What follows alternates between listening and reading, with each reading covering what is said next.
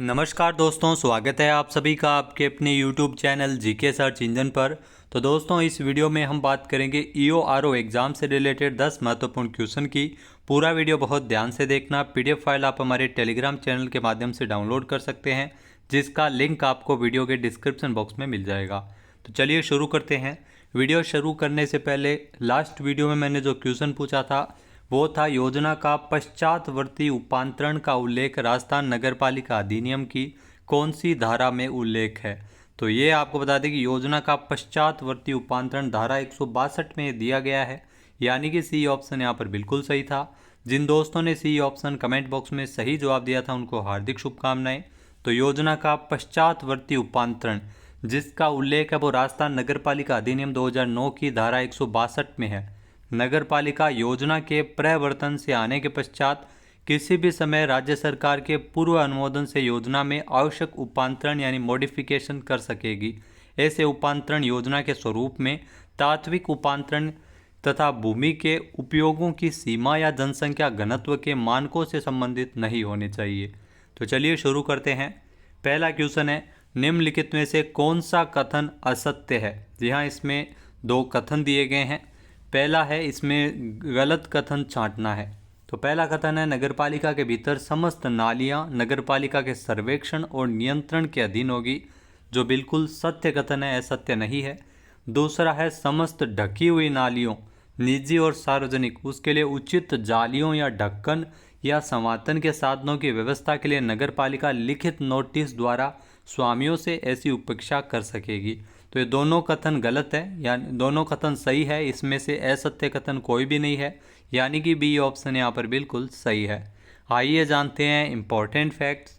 तो जी हाँ दोस्तों, राजस्थान नगरपालिका अधिनियम 2009 में अगर बात करें अध्याय 12 की, तो अध्याय 12 का जो नगरपालिका और शक्तियाँ नगरपालिका की शक्तियाँ और अपराध से संबंधित प्रावधान है, जो कि 200 से लेकर 297 इतनी धाराओं में दिए गए हैं। जिसमें धारा 200 जिसमें नालियों आदि पर नगरपालिका का नियंत्रण, यानी नगरपालिका क्षेत्र में स्थित समस्त नालियां, शौचालय, फ्लश, शौचालय घरों की नालियां, मलकूप नगरपालिका के सर्वेक्षण तथा नियंत्रण के अधीन होगा।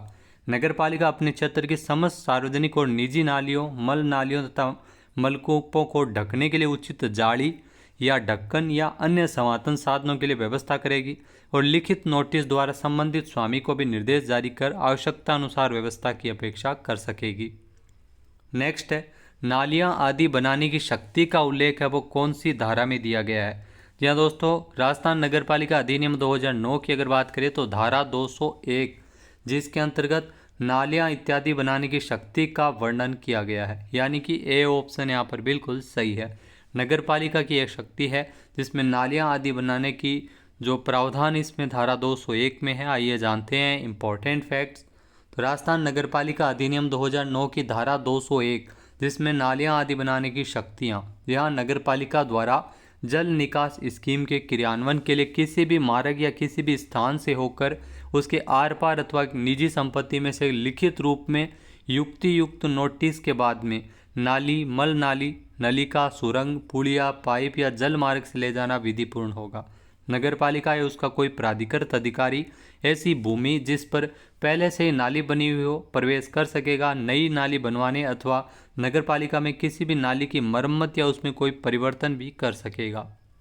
नेक्स्ट है, प्रसाधन कक्ष, रसोई घर और स्नानागार से अपशिष्ट जल के निस्तारण के लिए किसी भी अभिकरण द्वारा किसी क्षेत्र में स्थापित मल वहन सामग्री प्रणाली का उपयोग करना स्वामी एवं अधिभोगी के लिए इसमें क्या होगा, तो इसमें अनिवार्य होगा, यानी कि ए ऑप्शन यहाँ पर बिल्कुल सही है। आइए जानते हैं इम्पोर्टेंट फैक्ट्स।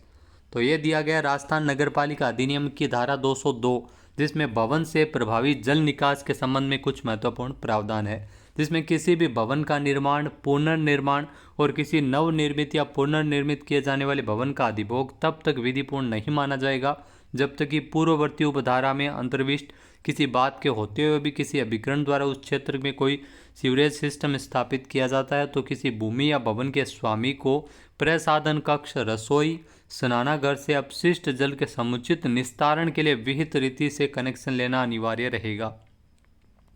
नेक्स्ट क्वेश्चन है, राजस्थान नगरपालिका अधिनियम 2009 की कौन सी धारा में मल और वर्षा जल की नालियों का अलग अलग, जी हाँ, मल नाली और वर्षा जल की नाली का अलग अलग होने से संबंधित प्रावधान है। तो ये दिया गया राजस्थान नगर पालिका अधिनियम 2009 की धारा 204 में, यानी कि बी ऑप्शन यहाँ पर बिल्कुल सही है। आइए जानते हैं इम्पोर्टेंट फैक्ट्स। तो राजस्थान नगर पालिका अधिनियम 2009 की धारा 204, जिसमें मल और वर्षा जल की नालियों का पृथक पृथक होना इसमें अनिवार्य है। किसी भी भवन या भूमि में एक नाली मल के लिए और एक मल के निस्तारण के लिए और एक दूषित जल के लिए हो, अलग अलग हो, दोनों एक न हो। दूसरी नाली वर्षा जल और अदूषित अधोमर्दा जल के लिए हो। प्रत्येक नाली नगरपालिका की पृथक पृथक नालियों में या नगरपालिका द्वारा जल निकास के निस्तारण के लिए अन्य उपयुक्त साधनों में गिरना इसमें चाहिए। नेक्स्ट है, संक्रम किस प्रकार से दिया जाना है, उसके संबंध में असत्य कथन बताना है। यहाँ दोस्तों इसमें जो कथन दिए गए हैं, पहला है संक्रम को अविलंब यानी शीघ्र निष्पादित करवाएगा। दूसरा है संक्रम के निष्पादन में खोले गए, तोड़े गए या हटाए गए भाग को अपने खर्चे पर अविलंब पूर्व दशा में इसमें लाया जाएगा। तो यहाँ पर दोनों ही कथन है वो इसमें असत्य कथन है, यानी कि सी ऑप्शन यहाँ पर बिल्कुल सही है। आइए जानते हैं इम्पोर्टेंट फैक्ट्स।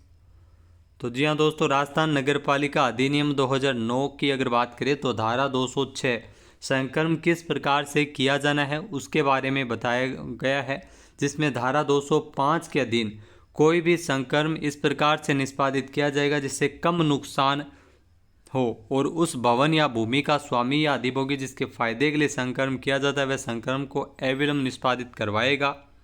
इसके अलावा उक्त संक्रम के प्रयोजन के लिए किसी भूमि या किसी भवन या अन्य निर्माण के जो खोले गए या तोड़े गए, हटाए गए किसी भाग को अपने खर्चे से अविलंब भरेगा या पुनः स्थापित करेगा या पूर्व दशा में लाएगा। तो दोनों कथन यहाँ पर सत्य है, असत्य वो गलत दिया गया था। तो दोनों ही कथन सत्य है। ऐसे किसी भी व्यक्ति को जिसे संक्रम के निष्पादन के नुकसान पहुँचे उससे प्रतिकार देगा। नेक्स्ट है, असुमेलित विकल्प का चयन कीजिए। इसमें गलत विकल्प का चयन करना है। पहला है शौचालय आदि की व्यवस्था करना, धारा 208 में दिया गया जो बिल्कुल सही है। दूसरा है संक्रम किस प्रकार से किया जाना है, धारा 206 में दिया गया, ये भी बिल्कुल सही है। फिर है नालियों आदि का निरीक्षण करना, तो यहाँ पर ये गलत है क्योंकि नालियों आदि का निरीक्षण करना ये राजस्थान नगरपालिका अधिनियम 2009 की धारा 214 में है, 201 में नहीं है। तो यहाँ पर सी ऑप्शन इसका बिल्कुल सही है। आइए जानते हैं इम्पोर्टेंट फैक्ट्स। तो संक्रम किस प्रकार से किया जाना है, धारा 206 में ये दिया गया है। शौचालय आदि की व्यवस्था धारा 208 में है। नालियों का निरीक्षण करना ये धारा 214 में, जबकि धारा 201 में नालियां आदि बनाने की शक्तियों से संबंधित प्रावधान है। नेक्स्ट है, राजस्थान में नगर पालिका अधिनियम 2009 के अनुसार धारा 211 में क्या प्रावधान है। यहाँ दोस्तों धारा 211 जिसमें विद्यमान प्राइवेट नालियों को बंद करने की शक्ति से संबंधित प्रावधान है, यानी कि ए ऑप्शन यहाँ पर बिल्कुल सही है। आइए जानते हैं इम्पोर्टेंट फैक्ट्स। तो राजस्थान नगर पालिका अधिनियम 2009 जिसकी धारा 211 जिसमें विद्यमान प्राइवेट नालियों को बंद करने की शक्ति, नगरपालिका क्षेत्र में कोई भी भवन या भूमि की कोई भी नाली जो किसी मलकूप या मल नाली से संसक्त तो जुड़ी हुई हो, भले ही आपत्तिजनक नहीं हो, लेकिन ऐसी कंडीशन में नगरपालिका की मल वहन की सामान्य पद्धति के अनुकूल न हो तो ऐसे भवन या भूमि के जल निकास के समान प्रभावी नाली या नालियों की व्यवस्था करके ऐसी नाली तथा ऐसे मलकूप या मल नाली को बंद कर सकेगी, चाहे वह नगरपालिका में निहित भूमि में हो या अथवा ना हो। नगरपालिका इस परियोजना के लिए आवश्यक कोई भी कार्य कर सकती है। नेक्स्ट क्वेश्चन है, कारखानों, विद्यालयों और सार्वजनिक स्थानों में शौचालय और मूत्रालय का निर्माण का उल्लेख कौन सी धारा में दिया गया है। जहाँ दोस्तों ये धारा 209 के तहत दिया गया है, यानी कि डी ऑप्शन यहाँ पर बिल्कुल सही है। आइए जानते हैं इम्पोर्टेंट फैक्ट्स। तो राजस्थान नगरपालिका अधिनियम 2009 की धारा 209 जिसमें कारखानों, विद्यालयों और सार्वजनिक स्थानों में शौचालयों और मूत्रालयों का निर्माण से संबंधित प्रावधान है। नगरपालिका अत्यधिक भीड़ भाड़ वाले स्थानों जैसे कारखानों, विद्यालयों, सिनेमाघरों, बाजारों, सामुदायिक भवन, सभा स्थल आदि के स्वामी, प्रबंधक, अधिभोगी और नियंत्रक को उपयोक्ताओं की सुविधा के लिए जी हाँ पर्याप्त तहारत एवं मूत्रालय निर्मित करने का नोटिस है वो इसमें जारी किया जा सकता है।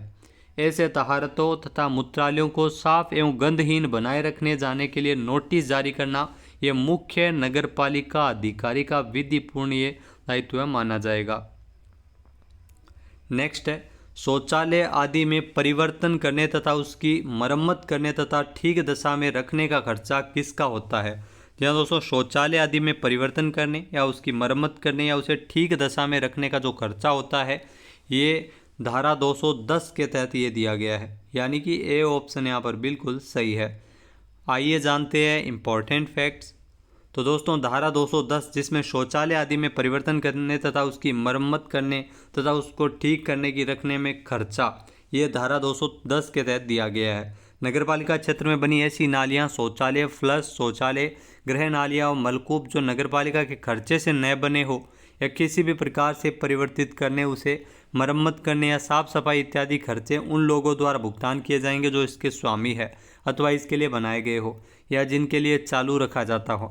नगरपालिका लिखित नोटिस द्वारा ऐसे स्वामी से अपेक्षा कर सकेगी कि वह निर्धारित रीति से उसमें परिवर्तन, मरम्मत करे या उसे ठीक दशा में रखे। नेक्स्ट है यदि कोई शौचालय, नलकूप नगरपालिका किराए में न्यूसेंस यानी लोक बाधा में हो तो समुचित रूप से रख रखाव नहीं किया जाता हो तो तोड़ने या बंद करने की अपेक्षा कर सकेगा। तो इसमें आपको बता दिया अगर कोई शौचालय या नलकूप नगरपालिका किराए में न्यूसेंस यानी लोक बाधा में हो तो समुचित रूप से रख रखाव नहीं किया जाता हो तो तोड़ने या बंद करने की अपेक्षा है वो इसमें नगरपालिका की होती है, यानी कि बी ऑप्शन यहाँ पर बिल्कुल सही है। आइए जानते हैं इम्पॉर्टेंट फैक्ट्स। तो धारा 210 जिसमें शौचालय आदि में परिवर्तन करने तथा उसकी मरम्मत करने या उसमें ठीक दशा में रखने का इसमें प्रावधान है।